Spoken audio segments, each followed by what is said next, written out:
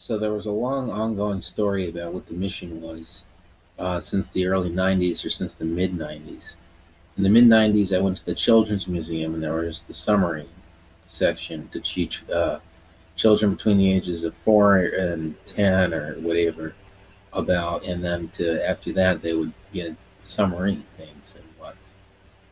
So let's say Jerry Garcia went scuba diving. I know it sounds far fetched, whatever kind of musician for the masses live wanted to go scuba diving. Say after that he wanted to travel to the moon on a space shuttle to the moon. Well, say NASA didn't accept him, so he says, "Well, how about? Oh yeah, that's a great idea. How about a space station underwater?" And so, who he would have seen to see to do that would have been my grandpa Silva, or perhaps my dad. But my dad was kind of young in the '90s, I suppose. So in the area, where would he go for a submarine to the underwater space station? Perhaps the submarine capital of the world, say Groton. Scuba Hawaii makes sense. Submarine Groton makes sense. NASA Florida makes sense. Sure, but to the moon, probably not for civilian passages back then. Or could he pass the astronaut test?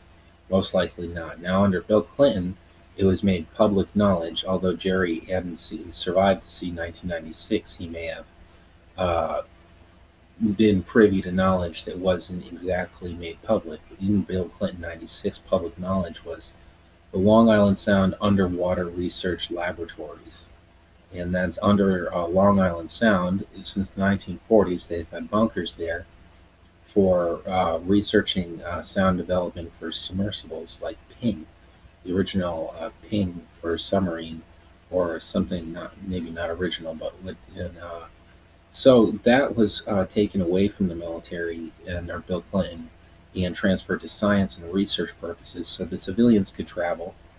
And how would they get there underwater? But through a submarine. They board in, say, Fort Trumbull dock, and then journey on the submarine to the middle of the Long Island Sound, dive down, and enter a bunker. The submarine would depart and then pick them up later when their research was finished, or simply hang around. So the ongoing joke is between Essa and I, between the mid '90s or late '90s, and when we could understand, perhaps beforehand, overhearing was, man, it would be great to get to that space station, with someone, a civilian, to say, accomplish. Well, 4, 3, 2,